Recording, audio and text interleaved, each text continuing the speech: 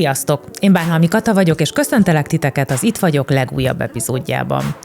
Mai vendégeim dr. Balázs Anna, a Complex Medical Center alapító orvosigazgatója, és Anna egyik páciense, Illés Gabriella, televíziós producer, aki a saját útján keresztül mesél arról, hogy milyen az, amikor egy nagy terhelés alatt élő ember elkezdi azt érezni, hogy valami nincsen rendben.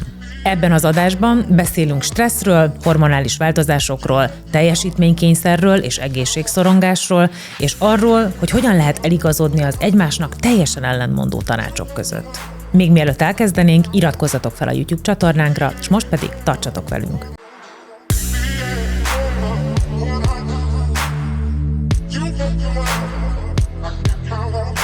Ez az Itt vagyok, élet és egészség podcast Bánhalmi Katával.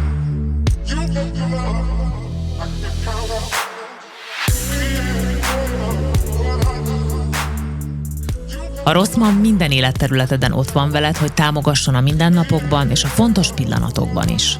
A podcast beszélgetést a Rosszman támogatta.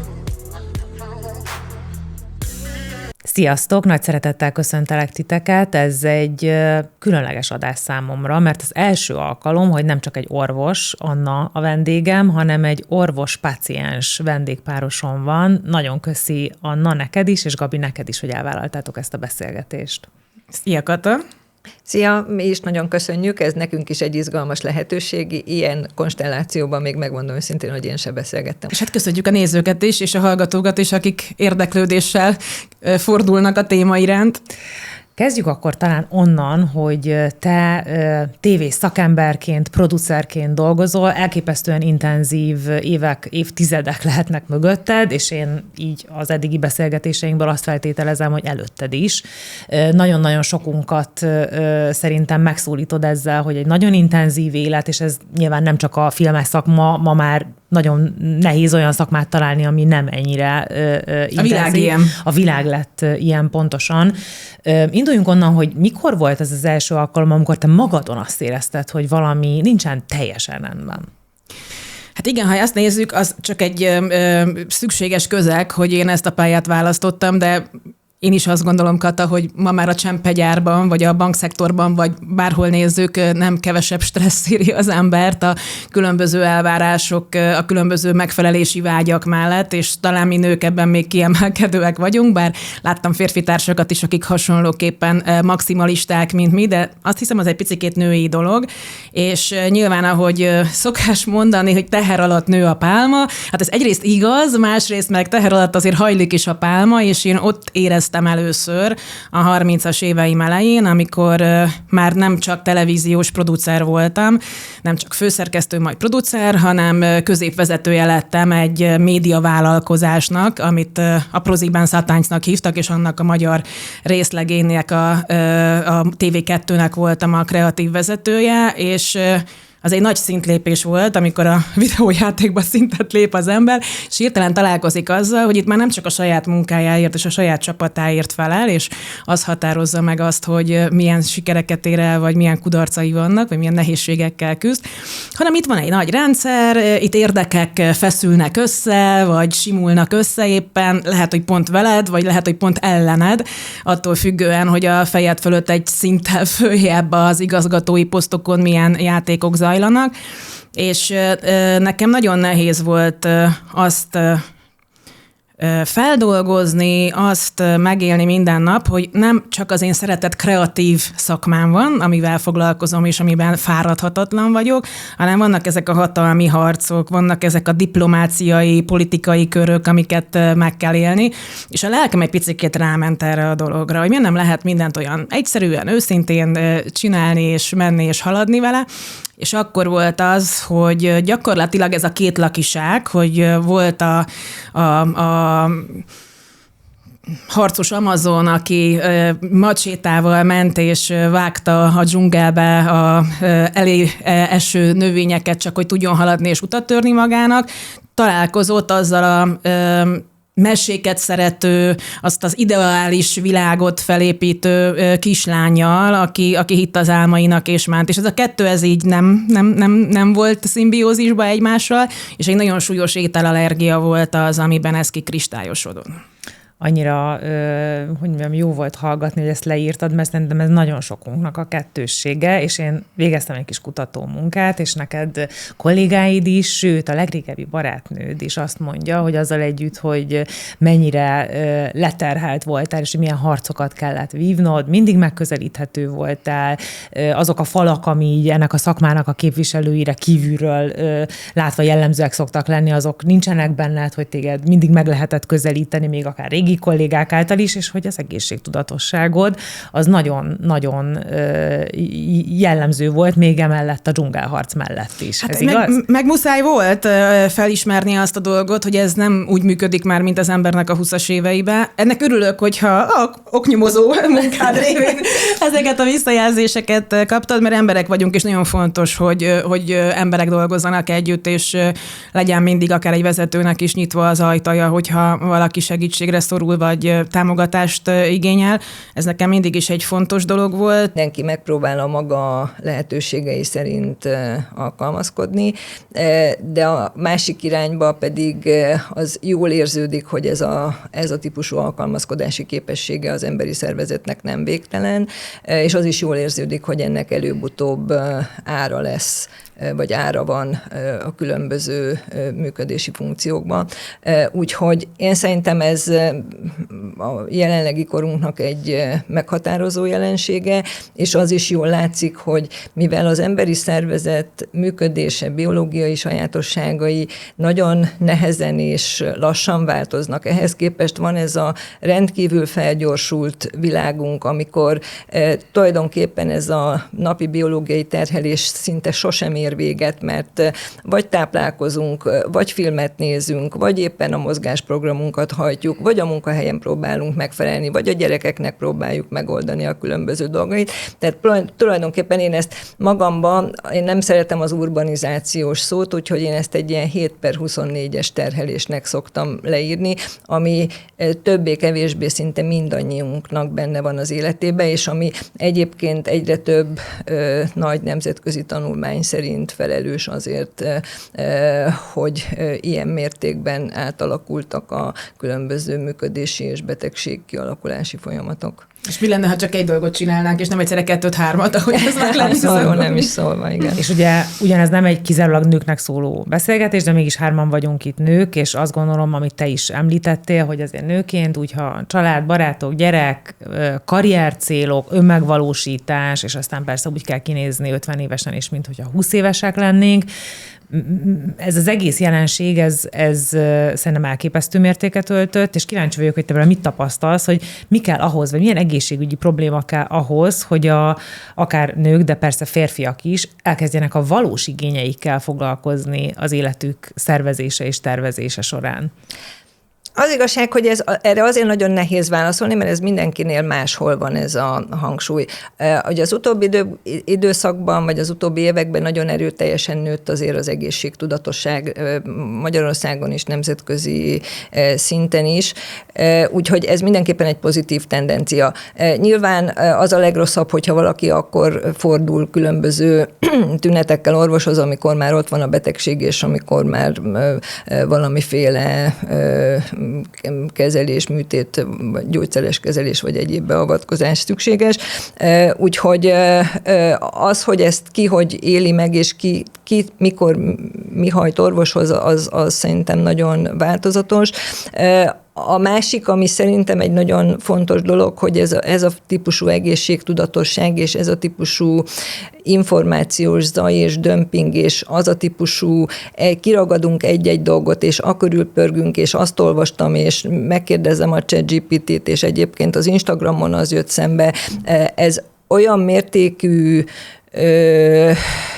torzulásokat és olyan mértékű károkat okoz, amit akkor nem érez az ember, csak amikor úgy tekinti, hogy csak azért, mert én azt olvastam itt-ott, vagy azért, mert azt hallottam, vagy a barátnőmnek ez bevált, ezért elkezdünk a saját szervezetünkkel kísérletezni, és azt gondoljuk, hogy az emberi szervezetnek az alkalmazkodó képessége végtelen, holott korán sem az, és ez a típusú, egészségügyi tipphalmaz, amit így magunknak összegyűjtünk, az előbb-utóbb megbosszulja magát.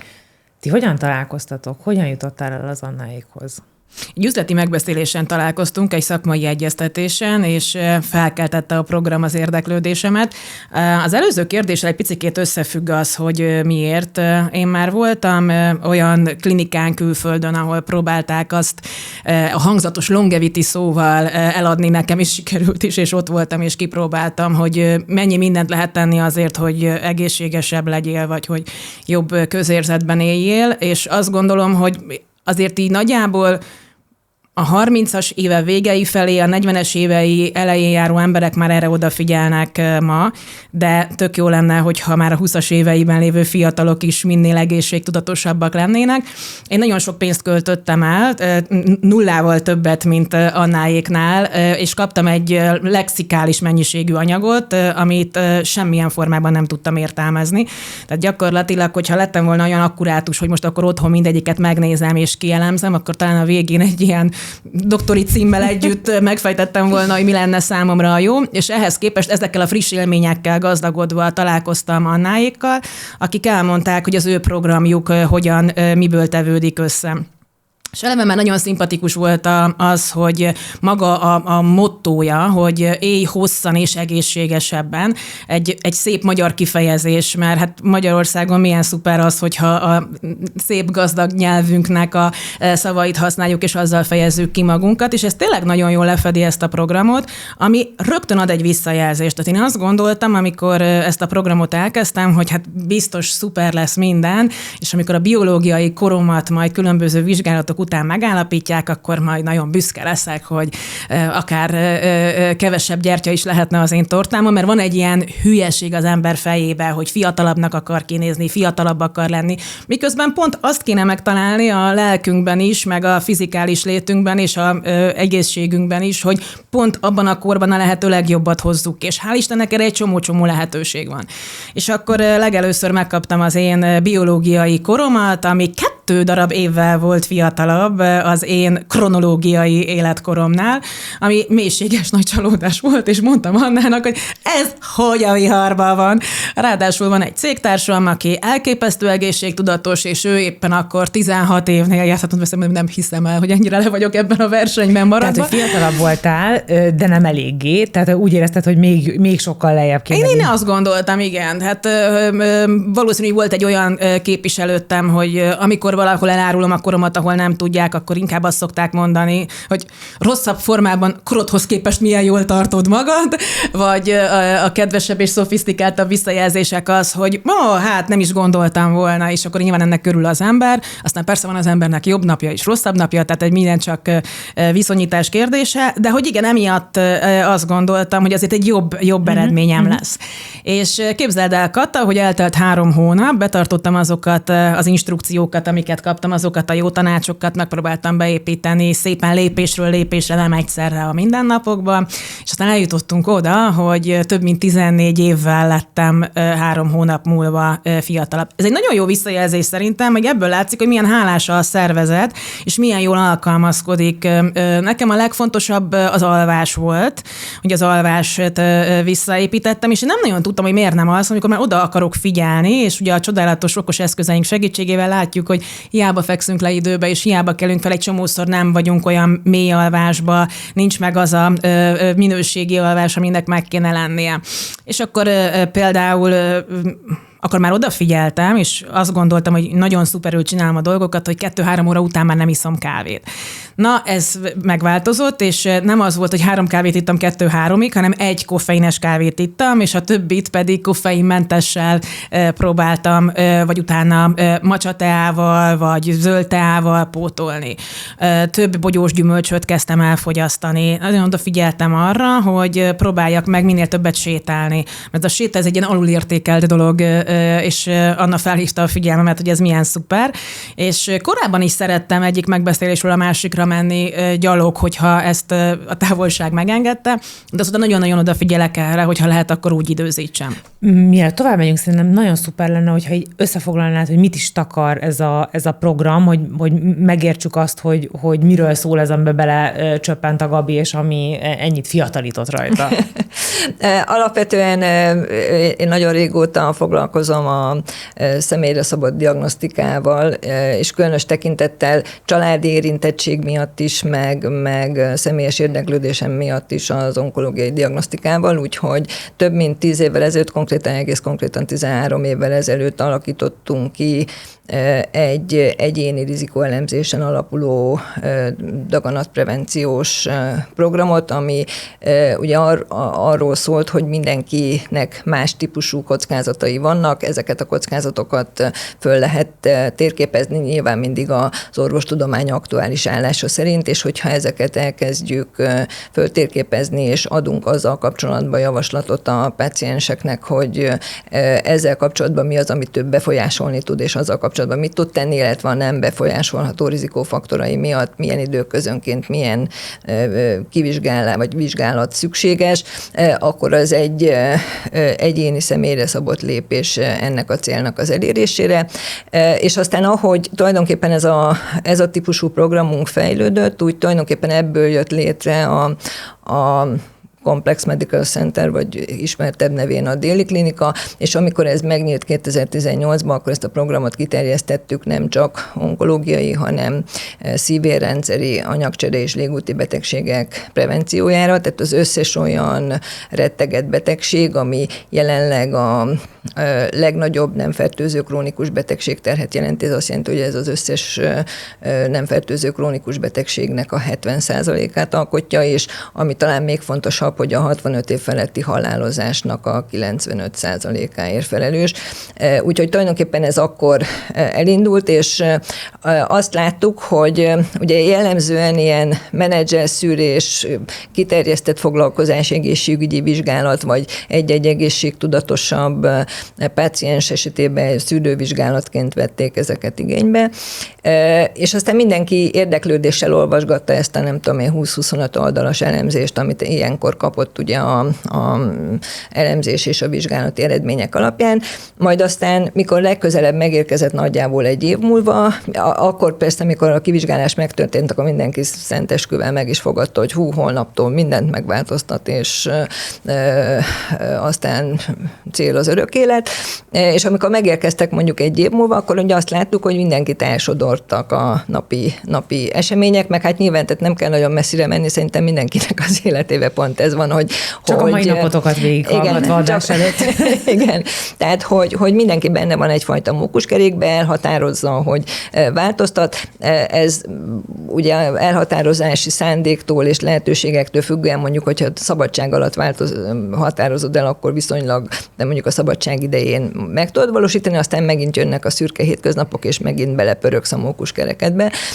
Úgyhogy nagyjából ezt tapasztaltuk, és akkor kezdtem el azon gondolkodni, hogy lehetne egy olyan típusú rendszert fölépíteni, ami nem csak azt mondja meg, hogy neked személy szerint az orvostudomány aktuális állása szerint milyen megoldási lehetőségeid vannak, hanem azt is abban is segít, hogy naponta nézzük az ő aktivitási szintjét, és támogassuk abba, hogy ezeket a változásokat meg is tudja valósítani, és tulajdonképpen ebből jött létre maga ez a komplex program, és tulajdonképpen ennek az egésznek a létrejötte és a nemzetközi viszonylatban a longevity szemléletnek a megérkezése az nagyjából egy időpontra esett, úgy,hogy, és mivel ez jelenleg nemzetközileg is nyilván Magyarországon is egy fontos törekvés, ezért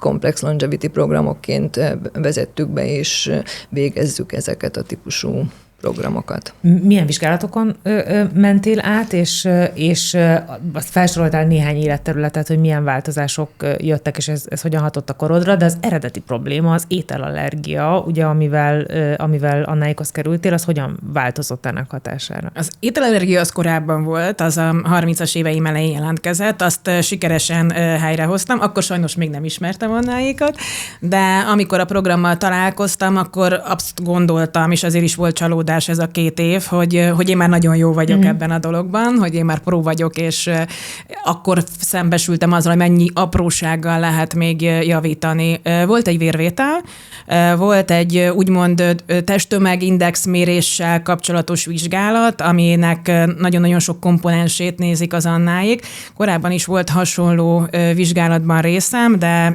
abszolút nem kaptam olyan teljes körű elemzést, mint Annáéknál ezzel a módszerrel. És első körben volt, ami a legnehezebb volt számomra, egy tüdőkapacitás amivel megnézték azt, hogy hogy mondjam el ezt, hogy érthető legyen? Jó, ez a tüdőkapacitás, meg a tüdőéletkor, mert hogy a tüdőkapacitás és a tüdőéletkornak a mérése, aztán pedig egy érrendszeri vizsgálattal is ki lett egészítve ez a csomag. Most ennek az egésznek gyakorlatilag 25 perc alatt sikerült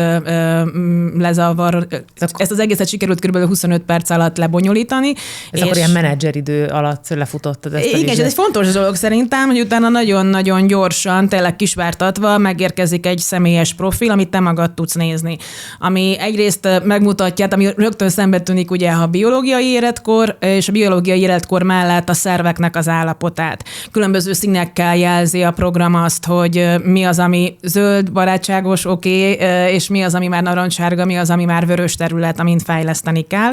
De szerintem nagyon-nagyon jól értelmezhető akkor is, hogyha valaki nem mélyedte el az orvostudománynak a rejtelmeibe, illetve ami még nagyon szuper, hogy rögtön kapsz megoldásokat is, tehát hogyha tovább kattintasz, akkor látod azt, hogy mivel tudod segíteni azt, hogy ez az eredmény jobb legyen.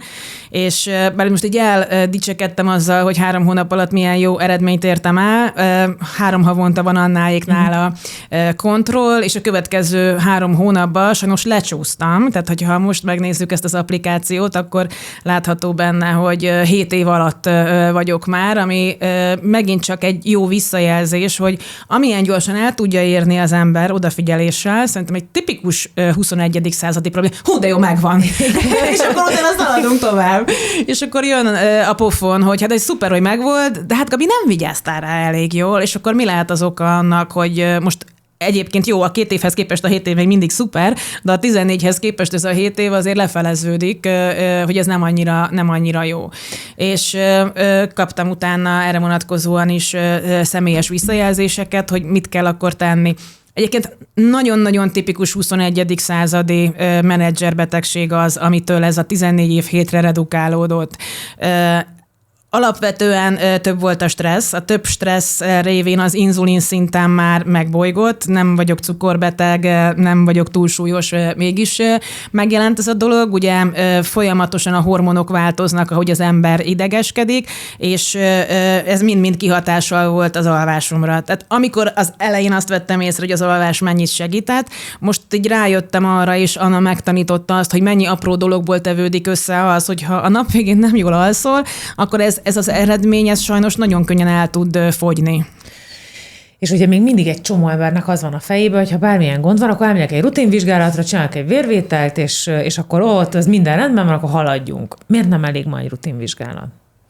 Alapvetően a rutinvizsgálatok nagyon fontosak, de ugye az orvoslás klasszikusan betegségeket keres. Így aztán az összes, tehát nem csak a labortartományok, hanem úgy általában az értéktartományok, azok populációs átlagokra és betegség diagnózisokra lettek validálva. Ez azt jelenti, hogy azt jól mutatja, hogyha betegségre utaló gyanú van, viszont az utóbbi éveknek a kutatásai és a nagy biobanki, meg egyéb nagy nemzetközi adatbázisok arra is rámutattak, hogy alapvetően a betegség kockázat, illetve a halálozási kockázat az egy egészen más tartományba tartozik, tehát van egy sokkal szűkebb, és ez minden egyes ilyen jelzőanyagnál, vagy csúnya orvosi nevén, biomarkernél meghatározható, hogy hol van ez az optimális tartomány, ahol a nagy adatbázisok, több százezres milliós adatbázisok alapján a legalacsonyabb a bármely okból bekövetkező halálozás, vagy a szívérrendszer, tehát hogy különböző halálozás. Ugye ez megteremti annak a lehetőségét, hogy a kettő között, tehát a normál tartomány és között az optimális tartomány tartomány között van egy olyan időablak, egy olyan időzóna, amikor te be tudsz avatkozni, aminek az a jelentősége,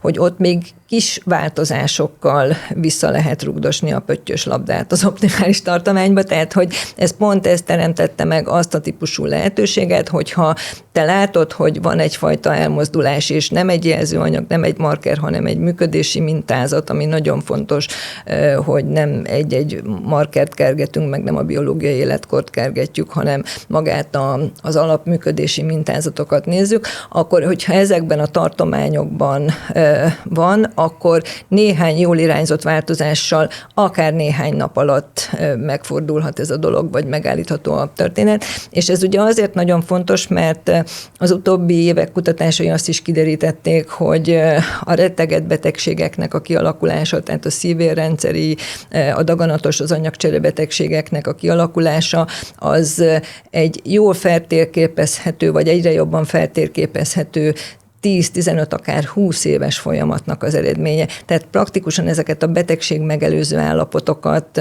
fel tudjuk térképezni, egyénileg meg tudjuk mondani, aminek nem az a jelentősége, hogy mi most betegségdiagnózisokat aggassunk bárkire, hiszen ez nem betegség. Ennek az a jelentősége, hogy adjunk egy időablakot arra, hogy ő kisebb változással, még nem feltétlen orvosi kezeléssel, hanem kisebb, apróbb változással pozitív irányba tudja befolyásolni ezeket a folyamatait. Említetted te is, hogy rengeteg féle vizsgálaton, meg eljáráson, meg nagyon sok mindent próbáltál ki, és ebben nekem is van tapasztalatom, és az ember ez tényleg annyi információ jut el, hogy menjen mikrobiom vizsgálatra, menjen dietetikushoz, akkor ugor be egy biorezonanciára, akkor csinálj. Tehát, hogy rengeteg mindent kell csinálnunk, és pláne, ahol ezek a mérések is vannak, most pont a mikrobiom jut eszembe, ami ugye azért ez egy több százezres történet, és aztán azt ugye újra aztán le kell mérni, hogy hogyan változott, és eredményt értél el, hogy az ember inkább akkor ettől egy kicsit hátralép, mert azt érzi, hogy egyszerűen nem is érti, meg nincs is feltétlenül rá pénze, hogy ilyenbe belemenjen. Mi az ebbe a vizsgálatban, ami amellett, hogy volt egy ilyen nyomonkövetés, hosszan benne tartott, és nyilván arra is kíváncsi vagyok, hogy mennyibe kerül egy ilyen vizsgálat, ami, ha jól értem, akkor egy egyéves program. Igen, egy évre szóló csomagok vannak. Összességében, amit mondasz, Kata, én azt úgy tudnám megfogalmazni, hogy elmész valahova, és aztán ott kapsz egy információt, hogy hova kéne még tovább menned. Igen. És aztán megint, és valahogy nincs vége ennek a folyamatnak. Legalábbis én ezt tapasztaltam. Az a külföldi klinika, ahol voltam, ott egy helyben csinált meg mindent, de aztán kiderült számomra, hogy egy csomó mindent nem ők végeztek el, hanem voltak olyan partnereik, gyakorlatilag alvállalkozóik, igen, akik megcsinálták ezt a dolgot, visszahozták, és akkor különböző adatlapokon ugyanazt az eredményt, ugyanazt a mérést, ugyanazt a dolgot más skálán mérték. Tehát eleve összehasonlíthatatlan volt. Az egyik azt mondta az egyik papíron, hogy ez 80 és szuper, a másik azt mondta, hogy ez 1600 és alacsony. Tehát, hogy így tudnám így szemléltetni, most persze csak így random példákat felhozva, hogy mennyire elvesztem úgy, hogy több millió forintot költöttem el erre a dologra.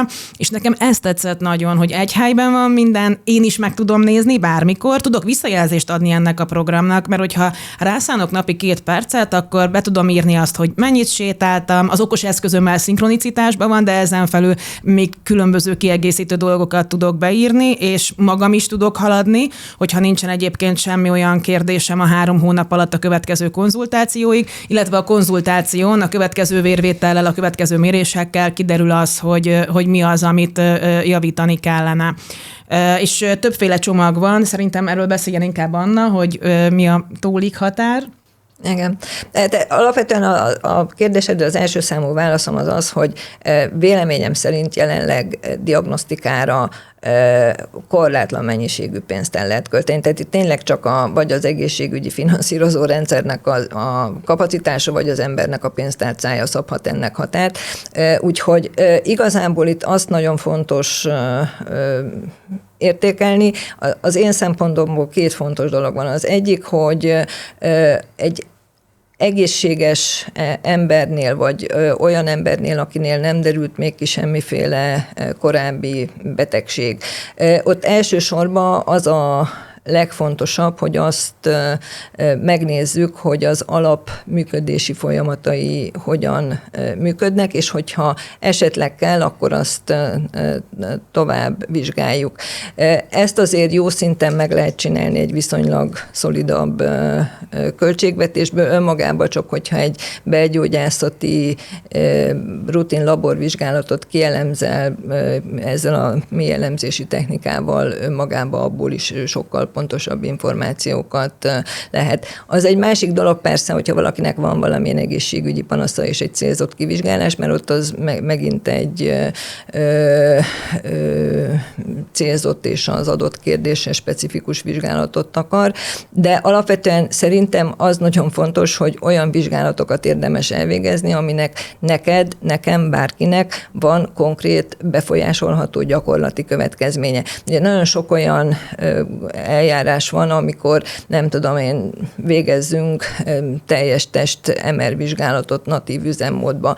Ez bizonyos szempontból hozhat ki valamilyen eltérést, de alapvetően az mindenképpen egyfajta pillanatképet ad, és nem annyira, tehát hogyha valami eltérés van, akkor arra kontrasztanyagos vizsgálatot szükséges végezni, tehát nem lesz annyira pontos, tehát ad egy pillanatképet, amivel aztán nem nagyon tudsz igazából mit kezdeni, vagy itt vannak a különböző genetikai vizsgálatok. Én elég sok ilyen amerikai céggel fölvettem annól a kapcsolatot, és tök jó, hogy meg lehet határozni most már egy csomó mindent, de tulajdonképpen mindegyiknek a vége az az, hogy egyél egészségesebben, aludj jól és mozog többet. Tehát, hogy a sablon tanács a végén az mindenkinek ugyanaz. Úgyhogy nekünk az egy nagyon fontos szempont volt, hogy azokat vizsgáljuk, azokat a működési folyamatokat, ami ehhez a 4 nagy betegségcsoporthoz vezethet jelen tudásunk szerint. Másrészt pedig, hogy ezt széles rétegek számára elérhetővé tegyük. Tehát, hogy úgy próbáltuk kialakítani az éves bérleteket, hogy ebbe megtalálja az a páciens is a megoldást, aki egy fiatal, egészségtudatos és mondjuk a sportteljesítményét akarja optimalizálni, meg esetleg egy idősebb, vagy akár krónikus betegséggel élő, vagy változókorban lévő egészségtudatos ember is, akinek pedig kifejezetten a változásokhoz való alkalmazkodás a célja. És hát az nagyon fontos még, hogy ugye ez nem egy egyszeri kivizsgálás, hanem ez egy éves program, tehát hogy ezekben a bérleteinkben benne van az összes szükséges vizsgálat, tehát van egy alapállapotfelmérés, vannak különböző kontrollvizsgálatok, és van egy éves kontrollvizsgálat, illetve a napi utánkövetés és monitorozás. Tehát, hogy ez nem egy darab csodavizsgálat, hanem ez egy napi működést, utánkövetést és folyamatos monitorozást mély elemzésekkel biztosító program. És akkor ez árakban hogy néz ki? Ez árakban úgy néz ki, hogy az alap, tehát a basic programunk az éves szinten 120 000 forint, a prémium programunk az 490 000 forint, ez kifejezetten a szívérrendszeri kockázatok, nagyobb anyagcsere kockázat, daganatos betegségek, stb. Tehát ez a tipikus változó korban lévő történet, és van egy exkluzív programunk, ami 1 800 000 forint, ebbe már nagyon sokféle kiegészítő vizsgálat van, nutrigenomikától kezdve mikrobiomdiagnosztikánál, tehát nagyon sok minden, benne van nagyon sokféle szakorvosi vizsgálat, egy komplex tímvélemény, dietetikus, regenerációs kezelések és sok egyéb, tehát hogy ez ilyen szempontból nagyon sok minden mást is tartalmaz, de hogy így próbáltuk meg differenciálni, hogy ki az, akinek, tehát hogy mindenki megtalálja azt a típusú megoldást, ami neki legjobb, illetve van egy Fit Longevity programunk, ami meg kifejezetten hogy mondjam, olyan típusú fogyást kereső pácienseknek van, akik szeretnék tudni, hogy mi okozza náluk az, hogy nem tudnak lefogyni, és akkor erre kvázi egy ilyen oki. Tehát a nők 90%-a. Már bocsánat, de hogy igen, azért azt hiszem, igen, hogy vagyunk egy páran, akik 2, 3, 5, 10, de valamennyi kilótól állandóan meg akarunk szabadulni. Igen. Annyi szabad hozzátenni még ehhez a dologhoz, hogy ugye én viszonylag fiatal koromban lettem menedzser egy multinacionális vállalatnál, ezért voltam abban a kiváltságos helyzetben, hogy már menedzser szűrésre akkor is elküldtek, és folyamatosan monitorozták azt, hogy van az ő jó kis katonájuk.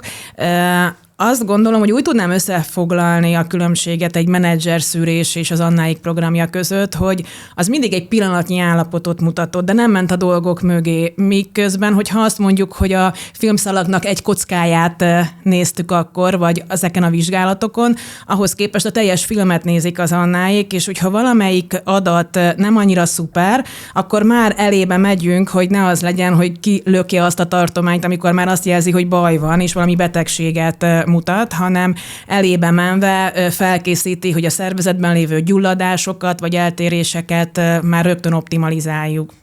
És akkor ez az adatalapúságra épül ez az egész. Igen. Igen, tehát hogy tulajdonképpen, hogyha a másik oldalról nézzük, akkor ennek az egésznek az a jelentősége, hogy ugye minden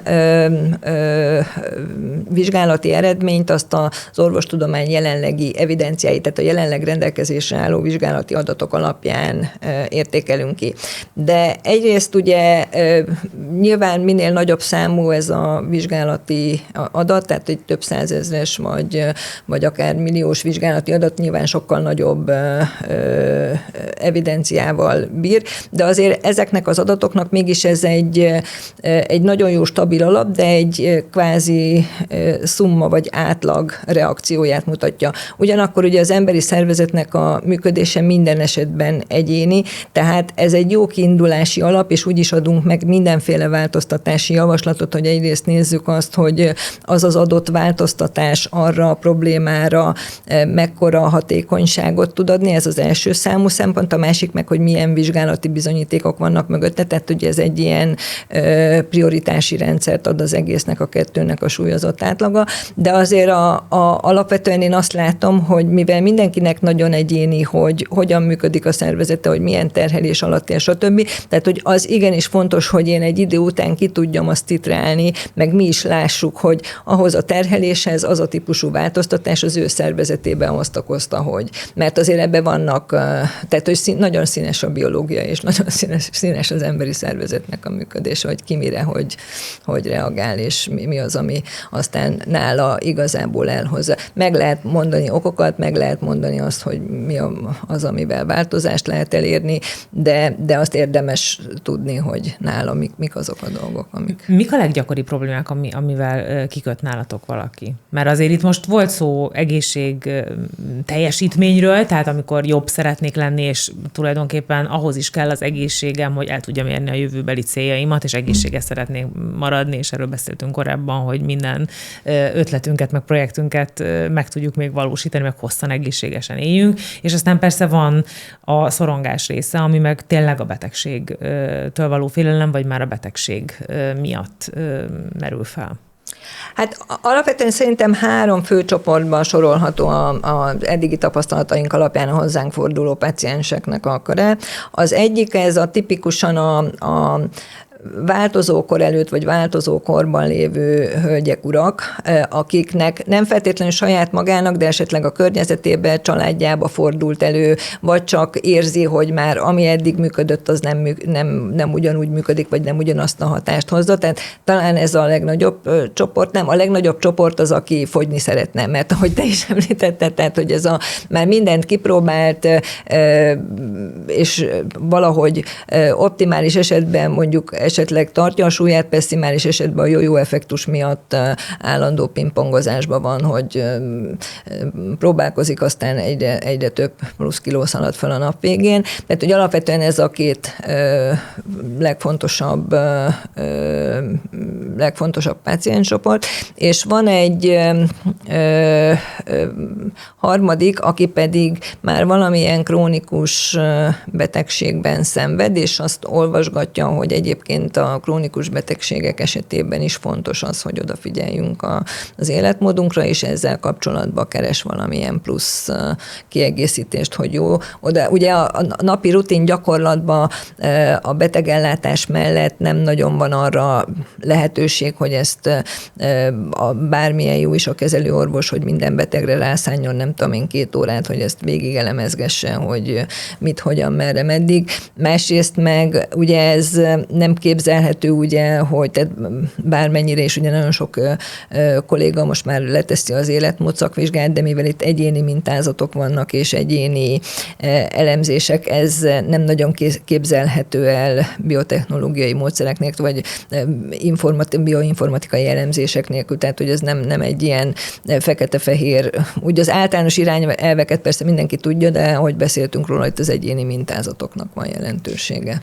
Azért van néhány életmód mitosz, ami kering körülöttünk, és most pont a fogyáshízás meg az anyagcsere miatt, ugyan nincs velünk most dietetikus, de például az anyagcsere, hogy mennyire egyéni, azt én például szívesen kinyitnám, mert én például növényalapon táplálkozom 10 sok éve, és mellette például nagyon sokat edzem, és engem állandóan mindenki fenyeget, hogy ebből baj lesz, de van olyan ismerősöm, aki ketózik, és a 10 év ketó után kötött ki különböző egészségügyi problémákkal, úgyhogy ő azt hitte, hogy ő a világ legegészségesebb embere, mert húst hússal evett. Mennyire egyéni az anyagcsere, és hogy kinek van igaza abban, hogy melyikünknek mit kéne enni ahhoz, hogy egészségesek maradjunk? Alapvetően nagyon egyéni, és ráadásul még változik is. Tehát attól, hogy neked 30 éves korodban hogy működött az anyagcseréd, vagy a tápanyagfeldolgozás, raktározási folyamataidnak az összessége, az nem ugyanaz, mint ahogy 50 éves korodban működik. Tehát, hogy ebben nagyon széles területeken van változás.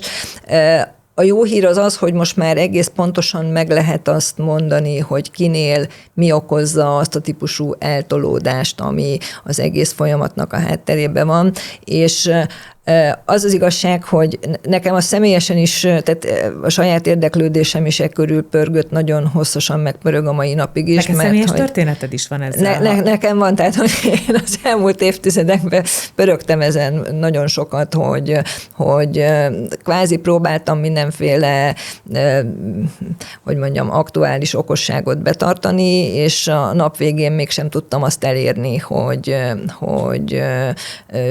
igazából egy jó, tehát hogy igazából lefogyjak arra a szintre, amit ugye a szervezetem működése szempontjából optimális lett volna. Amit azért elég nehéz most így elképzelni, neked fogynod kellett, mert hogy... De azért volt rajtam egy 20-as, tehát hogy igen, tehát, és mindig is, tehát hogy én tipikusan az a típusú egész gyerekkorom óta, hogy csak ránéztem a kajára, és már plusz 3 kiló fölugrott. És azt hiszem, hogy itt most mindenki ezerre felhangosította a beszélgetésünket, hogy és mi történt, mit csináltál? Alapvetően az én esetemben tulajdonképpen 3 dolog derült ki. Az egyik, hogy van egy genetikai eredetű zsíranyagcserezavarom, tehát hogy nem pont úgy dolgozom fel a bevitt tápanyagokat, ahogy azt a nagykönyv szerint fel kéne. Másrészt én mindig is saját magam is egy ilyen nagyon teljesítményorientált ember voltam, úgyhogy a stresszevés és a krónikus stressznek az összes anyagcsere hatásait mindig is megtestesítettem, és ez mindig is, tehát hogy nagyon sokáig bírtam, kitartóan küzdöttem, le is ment, és aztán utána jött valami olyan munkamániás vagy stresszes időszak, ami borította az egészet, és aztán ment a jó. Tehát, hogy alapvetően ez a 3 dolog volt, ami nálam kiborította, és azt kell, hogy mondjam, hogy amióta ezt így realizáltam, és amióta így kvázi először saját magamon, meg nem csak saját magamon, tehát hogy ez a típusú genetikai anyagcserezavar, ez nem csak nálam jellemző, hanem más típusú, de a férjemnél is, tehát hogy így aztán a gyerekeink is örökölték, na mindegy, tehát hogy az egész családnak a ilyen típusú dolgát ez meghatározza, úgyhogy ezt így folyamatosan évek óta próbáltam egészségtudatosan, annak ellenére nem sikerült, most amióta tudom, hogy mik azok a fordulópontok, amikor nagyon kell vigyázni, azóta tudom ezt a típusú dolgot fenntartani. De ez azt jelenti, hogy az életmódodba kellett változtatni, vagy azon, hogy mit teszel, vagy hogy mikor eszel, vagy más is kellett hozzá? Alapvetően több dolgot kellett változtatni. Egyrészt az én esetemben leginkább azt, hogy ezt a típusú stresszhatást, meg stresszevést, ezt kordába tudjam tartani, tehát hogy megtegyem azokat a változásokat, ami nekem ezt állandóan beindította. Másrészt meg most, hogyha mint nő, meg család, meg egyebek, tehát hogy biztos lehet erre sokféle megoldást, nekem nem nagyon megy ez máshogy, mint hogy nagyon tudatosan a következő heti teljes családmenüt előre meg kell tervezni, szombaton reggel úgy kell hozzá bevásárolni, vasárnap délután elő kell készíteni. Nyilván nem csinálom meg az egész heti kaját vasárnap délután, de hogy legalább az előkészítést, hogy aztán a hétköznapokban már csak nem tudom én a végét kelljen befejezni, és így lehessen tulajdonképpen a teljes családnak megoldani azt, hogy ne ultrafeldolgozott ételeket tegyünk, ne csak olyanokat, ami éppen éhen akarsz halni, beszaladsz az üzletbe, és akkor ne rendeljük a kaját, mert nekünk azzal mindegy, tehát hogy ez megint nem akarok ebbe belemenni, de tehát, hogy egy idő után szerintem a tömegétkeztetés az nem mindig a leggondosabb színvonalon, meg egy idő után olyan unalmassá válik az íze. Én évek óta csak magamnak készítek ételeket, ami előtte nagyon máshogy éltem, úgyhogy ezt nagyon nem tudom érezni, de azért ez kihívás, egy pörgős. Ez kihívás. Ezt Gabi, te is beépítettél ilyet? Tehát azért a tévés világ az nem az, ahol így nem tudom, leülsz, és akkor ezt én megterített asztalnál. Hál' Istennek már több mint 10 éve saját produceri cégem van, és itt picikét azért megtanulja az ember saját magára húzni a működési szabályzatot, vagy hogy mire figyelünk oda. Például én híresen elismert vagyok producerként arról, hogy nagyon finomak a catering szolgáltatásaink a különböző forgatásokon. Ugye a forgatásokon nem tudnak elmenni az emberek enni, mert mire visszajönnének valahonnan, hogy valami gyors feldolgozott élelmiszert, vagy valami gyors ételt fogyasszanak, addigra már le is járt volna a munkanapunk. Ugye ezt nekünk kell a produceri cégnek biztosítani, és nekem már fiatal koromban jött egy ilyen visszajelzést a férfi kollégáktól, mert az operatőrök, a technikusok általában férfiak, meg abban a szakmában, amiben én elkezdtem dolgozni, úgy egyébként is majdnem mindenki férfi volt, és hogy ez mennyire fontos volt, hogy akkor tudnak jól dolgozni, hogyha finom tápláló ételt kapnak, úgyhogy hál' Istennek erre én így próbáltam odafigyelni. Amikor tévéztem és televíziónál dolgoztam, rengeteget ettem dobozból, mert hogy vittük a montírozóba, vagy a forgatáson, úgyhogy például én heroltom van attól, hogy dobozból legyek, tehát ez nagyon fontos, hogy tányéron, mint ahogy papírpohárból se szeretek kávét inni, hanem csészéből, tehát lettek ilyen rigolyáim, ami viszont hozzájárul ahhoz, hogy a táplálkozás az egy élményforrás legyen, és a felkészülés szerintem is, ahogy te, Kata, vagy ahogy Anna is mondja, hogy át kell gondolni, mert ha nagyon hirtelen megéhezünk, és gyorsan akarunk beszedni valamit, akkor jönnek ezek a gyors megoldások, hogy visz egy gyors étterem van, vagy a boltba gyorsan valami. Egyébként például nekem vannak ilyen kis energiagolyóim a táskámba, ami egy étkezést ki tud váltani, ami ilyen datojás, diós alapú kis erre szokták meg azt mondani, ez viszont nagyon sok cukor, és akkor ez a következő kérdésem, mert ez a másik mítosz, ez a cukor fel, és aztán az beindít egy olyan folyamatot, ami még a kortizolodra sincsen jó hatással, és akkor mondjuk a kortizol, meg még pluszba az a fogalom, ami mindenhonnan jön felénk, de szerintem eléggé nehéz navigálni. Hogyan kell ezekhez állni? Akár egy ilyen kis golyóhoz, egy étkezés kiváltó ilyen energiagolyóhoz, vagy akár ez a kortizol témához, ami mindenhonnan ömlik. Alapvetően szerintem itt megint csak egyéni megoldások lehetnek. Az mindenkinél kicsit más, hogy ki hogy tudja megoldani a nem tudom én reggeli, ebéd, vacsora kérdést, vagy tehát, hogy milyen típusú lehetőségei vannak. Véleményem szerint, ami nagyon fontos. Egyrészt itt a táplálkozási tévhitek bolygóján azt szerintem bizonyos ritka esetektől eltekintve, hogy valaki próbál koplalni és állandóan sanyargatja a szervezetét, az esetek legnagyobb részében semmiképpen nem hosszú távon fenntartható, és nem kivitelezhető, meg én úgy vagyok vele, hogy ne úgy akarjuk meghosszabbítani az életünket, hogy közben aszkéta életmódot élünk. Tehát, hogy ki milyen típusú mintázattal tudja ezt megtalálni, szerintem az a lényeg, hogy azt próbáljuk meg elérni, hogy legalább a főétkezések tartalmazzanak fehérjét és zöldséget, és így a kettőt együtt. Mert hogyha ezt el tudod érni, akkor az stabilizálja annyira az energiaszintedet, hogy a közte fönnmaradó, nem tudom, 3-4 óra, az nem azzal telik, hogy kapkodsz be mindenféle egyéb kiegészítőket, de azzal sincs baj, hogyha valaki időnként bekap ezt-azt, azzal van baj, hogyha ez rendszeresen megy, ez a mókuskerék, hogy állandóan, nem tudom én, gyorsan bekapok egy péksütit, gyorsan bekapok ezt-azt, és akkor ez ugye meglöki a vércukrot, az inzulin választ, és aztán utána jön a stresszreakció. Tehát, hogy alapvetően azt kell mindenkinek szerintem kititrálni, hogy mi az a dolog, amivel ezeket az időszakokat átvészeni. Nekem például az alma szokott lenni leginkább, azt viszonylag egyszerű mindenhova elvinni, és hogyha neked az energiagolyó, nekem az alma van a táskámban, akkor hogyha rám tör valami nagy ilyen típusú éhségrom, akkor azzal ezt ki lehet egyen. De alapvetően szerintem a stabilitásnak és a ritmusnak van jelentősége, illetve a másik, hogyha te rendszeresen megcsinálod ezt, akkor időnként belefér a édesség, a késő esti vacsora. Tehát, hogy nem azzal van megint nem a baj, hogy egyszer, hanem hogy rendszer. Hát meg azt szerintem, hogy az ember, ha kicsikét jobban odafigyel magára, és tudja monitorozni magát, felismeri azokat a dolgokat, hogy mi az, amitől ő jól van, és mi az, amitől elálmosodik, mi az, amitől lassul az anyagcseréje.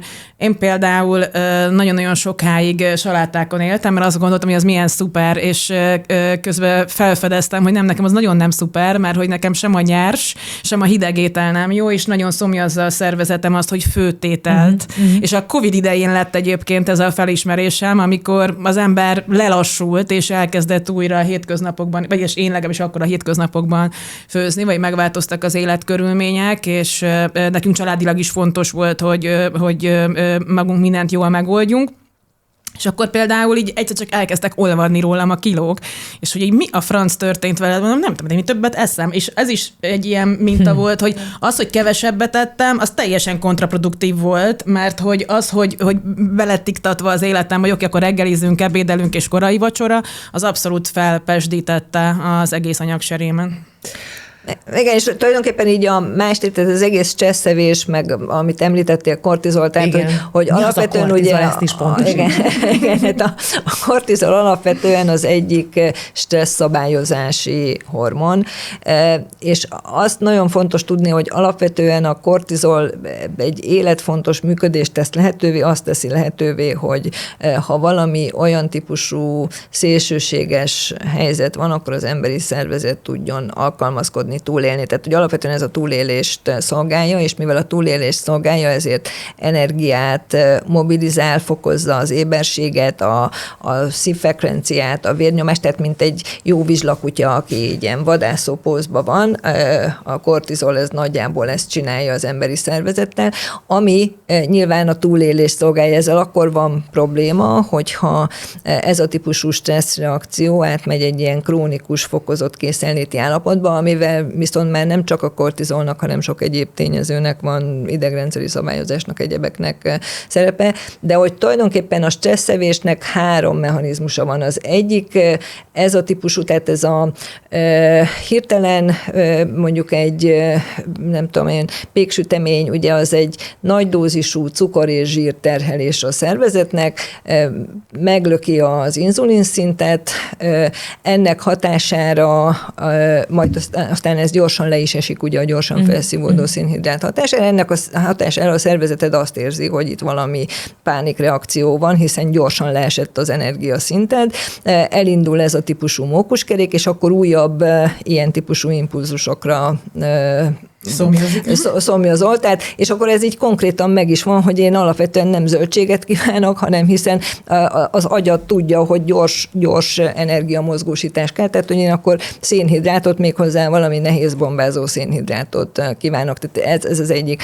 A másik, hogy egész kicsi gyerekkorunk óta ahhoz szocializálódtunk, hogy az édesség, meg a gyors felszívódású finomfalatok az jutalom. És akkor ez tulajdonképpen tök mindegy, hogy milyen stressz helyzetben vagy, azzal jutalmazod magad, ki akarsz valahogy lépni abból a stressz helyzetből, és akkor eszel valamit, vagy unalmadba eszel valamit, mert ezzel jutalmazod magad. Tehát, hogy alapvetően ez befolyásolja, és hogyha ezt az ember tudatosan akarja kontrollálni, akkor annak az egyik legjobb módja, hogy megpróbálja ezeket a típusú inzultusokat elkerülni. Tehát, hogy ne kerüljön sor ezekre. Tehát, hogyha azt érzed, hogy azért akarsz enni, mert most benne vagy egy stressz szituációba, akkor ez egy tanulási folyamat, tehát nem egyik napról a másikra megy, de akkor mondjuk az legyen a következő megoldás, hogy nem tudom, iszol egy finom teát, vagy kimész egy kicsit a napra, és veszel pár mélyebb levegőt, vagy tehát más szinten jutalmazod magad, nem azzal, hogy gyorsan eszel valami gyors felszívódású, nehéz drogot. Elképzeltem most egy ilyen televíziós, produkciós helyzetet, ahol mondjuk a Gabi fogja magát, és mondjuk éppen még megenne valamit, mert tiszta stressz, és akkor így megáll, kisétál egy teával a teraszra, és ott megnyugszik. Mennyire tudtál változtatni amúgy hát nem tudom, az életed szerkezetén, rendszerén, annak érdekében, hogy ezt az új rutint valóban tud tartani, vagy vissza tudjál folyamatosan találni hozzá? Mi most a televíziós szakemberi lábammal fejlesztünk egy műsort, ami Longevity Olympia munkacímen fut a mi kis szerkesztőségünkbe. Ez jól reflektál arra szerintem, hogy mondjuk 20 évvel ezelőtt a Nagy fogyás volt egy olyan főműsoridős műsor, amit mindenki is nézett azért, mert tényleg egy olyan probléma volt, amivel majdnem mindenki tudott azonosulni, hiszen ahogy te is mondtad, Kata, mindenki legalább 1-2 kilót szeretne lefogyni. Ugyanakkor hál' Istennek változik a világ, és beszéltük mi is azt, hogy most már nagyon sok mindent megbélyegeznek egy-egy szóval, és ez a longevity, ez akár csalóka is lehet, hogy az egészségtudatosság az milyen szuper jó dolog, és szerintem így változunk, hál' Istennek, tehát valószínű, hogy majd a mi utánunk jövő generáció már hamarabb megtanulja ezeket a fortéjokat és praktikákat, hogy hogyan lehetne jobban élni. Én abszolút arra emlékszem, hogy a 30-as éveinkben, amikor én 30 éves voltam, akkor szinte felvágtunk azzal, hogy ki mennyit aludt mínuszba. Tehát, hogy ki volt az, aki a legkevesebbet aludta, és legtöbbet tudta, mert este még lehet, hogy elmentünk moziba, színházba, akkor még utána lehet, hogy megnéztük a leveleket, és válaszoltunk azokra a dolgokra, amiknek reggel el kellett indulni. Lehet, hogy még reggel egyébként elmentünk edzeni, akkor utána meg még ezt csináltuk, azt csináltuk, és vagánykodtunk azzal, hogy jó, hát csak 4 órát aludtam, csak 5 órát aludtam, abszolút. És nekem az is elég. És egy média szakember Amerikában, Arianna Huffington volt, aki írt egy könyvet az alvás forradalmáról, és nagyon megérintett a személyes története, hogy egyszer csak a szerkesztőség beleborult a dolgozószobájában az íróasztalára, és fel kellett ismernie azt, hogy hát ez biztos, hogy nem folytatódhat így, mert örülök, hogy túléltem ezt az ominózus éjszakát, mert nem voltam jól, és szerintem mindenki próbál egyre jobban odafigyelni arra. Én azért kanyarodok mindig vissza az alváshoz, mert én azt gondolom, hogy ugyanúgy, mint ahogy egy családban a családanyának és a családapának, ugyanúgy egy filmforgatásnál a producernek, egy televíziós műsorban a főszerkesztőnek, a producernek, aki a feje ennek a nagy társadalomnak, amiben éppen abban a kis közegben van. Nagyon-nagyon fontos felelőssége az, hogy ő nyugodt legyen, kreatív legyen, jól tudjon gondolkozni, ha van egy konfliktus, akkor azt higgadt fejjel tudja kezelni. És ez volt a legnagyobb felismerés, hogy én azt hittem, hogy tök jól vagyok ezzel a kevés alvással, de olyan szinten megnyugodott a HRV, megnyugodott a stressz szintem a különböző applikációkon, amivel próbálom monitorozni, hogy nagyon-nagyon-nagyon fontos, és szerintem az én legnagyobb felismerésem az, hogy mindennek az eredője az alvás. És ha alszunk egyébként, akkor szerintem fogyunk is, mert hogyha amikor például volt olyan időszak, amikor kevesebbet tudtam aludni, rögtön rakódott rám az a stressz, az a has körüli zsigeri zsír. Jól mondom, ezt így hívják, így nevezik? Sajnos így, igen. És például ez nagyon-nagyon nagyban hozzájárult ahhoz, hogy az áprilisi adataim leestek, hogy az alvásom romlott, aminek nyilván megvolt már az előzménye, ahogy már beszéltük is, de ezeket kell szerintem rendszeresen rendszer szinten bevinni az embernek az életébe, és ne az legyen, hogy szombaton akkor persze, akkor most fönt maradhatok hajnal 2-ig vagy 3-ig, mert ott ugyanúgy borítja a cirkadián ritmust, hanem hogy legyen meg az a napi rutin, hogy valakinek ez 6 órai kelés, van akinek 8 órás kelés, ezt mindenkinek maga kell kialakítani, hogy mi az, ami az ő kis testére a legoptimálisabb. Ezt amúgy nagyon jó, hogy mondod, mert erről tényleg nem lehet eleget beszélni, és tényleg valahogy ezt így hátra szoktuk sorolni így a fontossági sorrendben, és közben meg valószínűleg tényleg nem szabad. És nem kerül semmibe.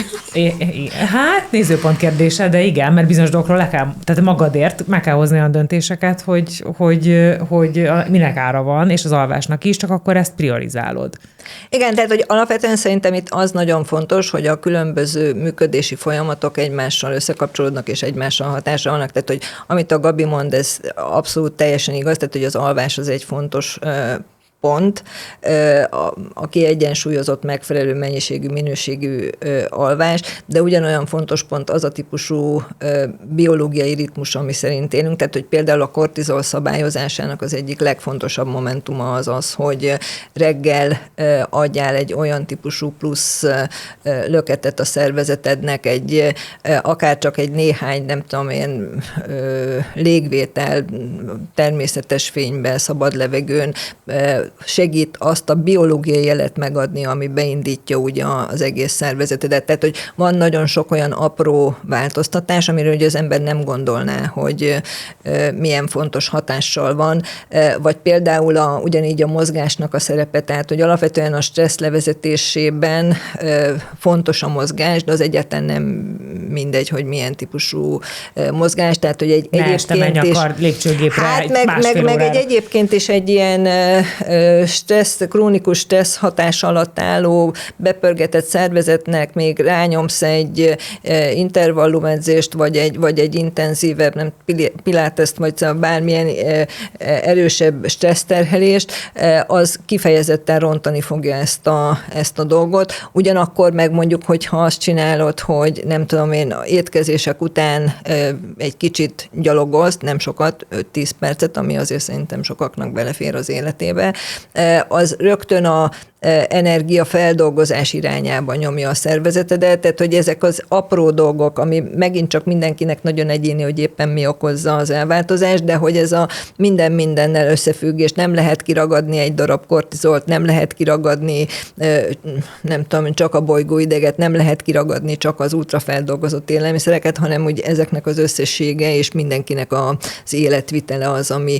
az ő egyéni szervezeti sajátosságai, az életvitele és ezek a hatások, mert hogy a biológia egyébként olyan szempontból is csodákra képes, hogy nekem talán a legérdekesebb megfigyelés az volt így a programjaink során, hogy ahogy annó Sir Winston Churchill esetében is, tehát hogy látunk olyan mintázatokat, amikor úgy ha azt gondolnád, hogy tele van rizikófaktorral, és félelmetesen jól működik ehhez képest a szervezete, meg látjuk az ellenkezőjét is, hogy azt gondolt, hogy iszonyú egészségtudatos, és mindent megtesz, és aztán kicsit mélyebb elemzéssel megnézzük, és aztán ott vannak azok a pontok, ami még nem betegség, de ha így folytatja, akkor abból betegség lesz.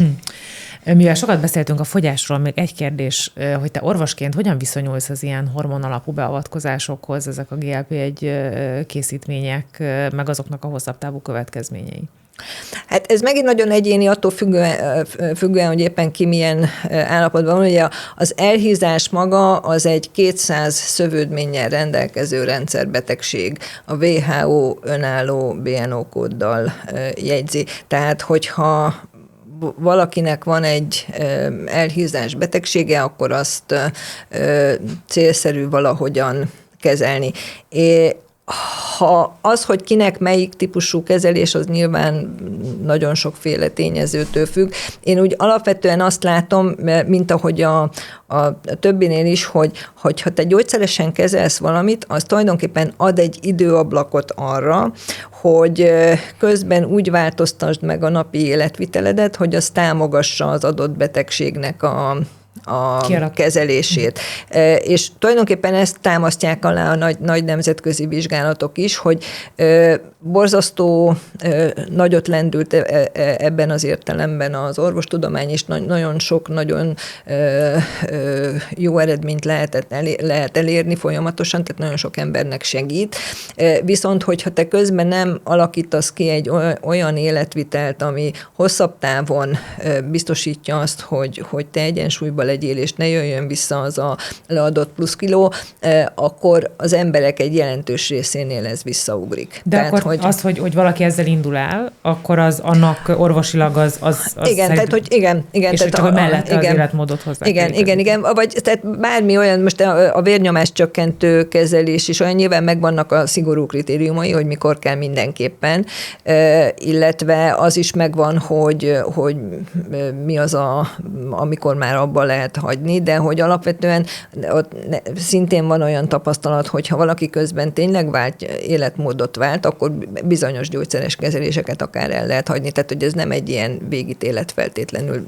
Nagyon nagy az egyéni variáció, de hogy én ezeket úgy tekintem, hogy minden ilyen típusú kezelés az egyfajta lehetőség arra, hogy te, hogyha változtatsz, akkor esetleg később nem feltétlenül kell kezelés. Ha most hallgatnak bennünket mondjuk a Gabihoz, és ezzel én is tudok kapcsolódni, mert nagyon tudok azonosulni a Gabi életmódjával, és akár még a problémáival is. Tehát, hogy a hozzánk hasonló stresszesebb életet élő, és akár ebből kifolyólag egyéb egészségügyi problémákkal küzdő embereknek mi az mondjuk az egy dolog, amit, hogyha szerintetek megértenek, akkor jobban tudnak viszonyulni a saját egészségükhöz?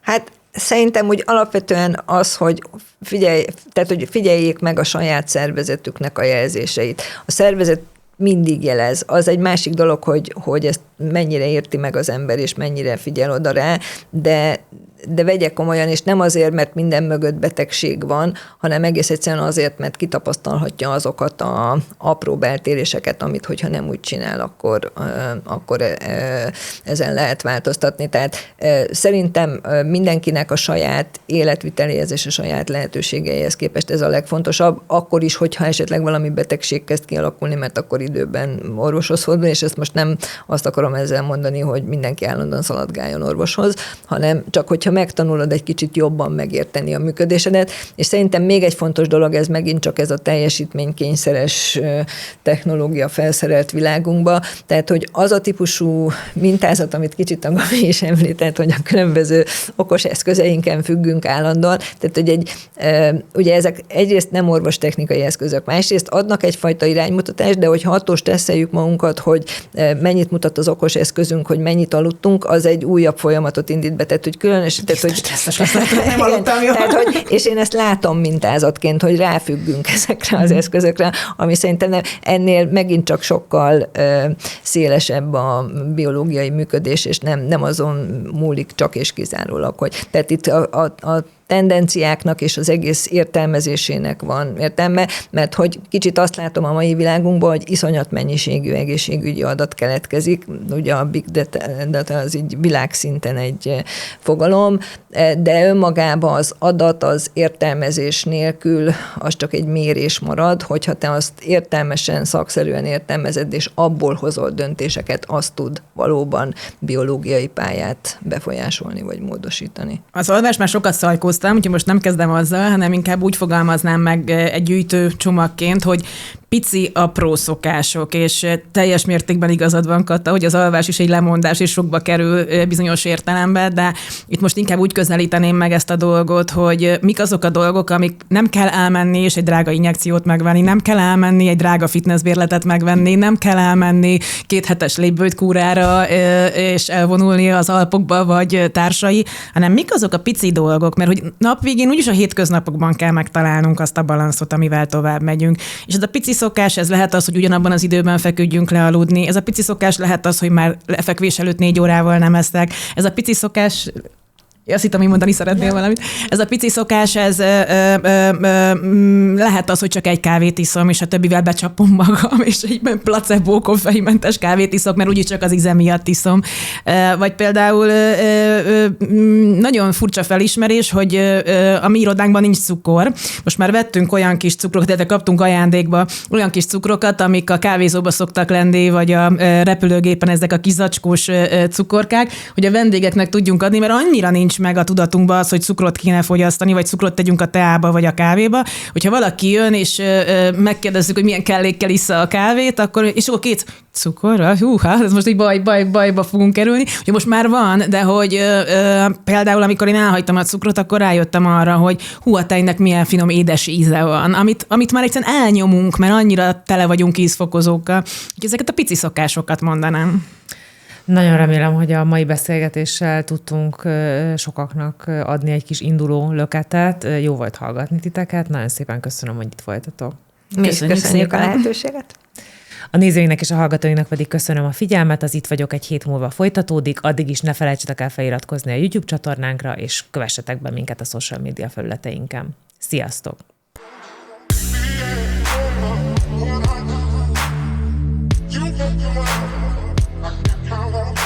Ez az Itt vagyok, élet és egészség podcast Bánhalmi Katával.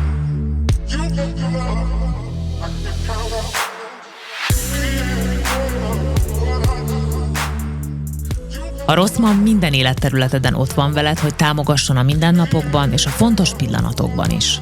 A podcast beszélgetést a Rosszman támogatta.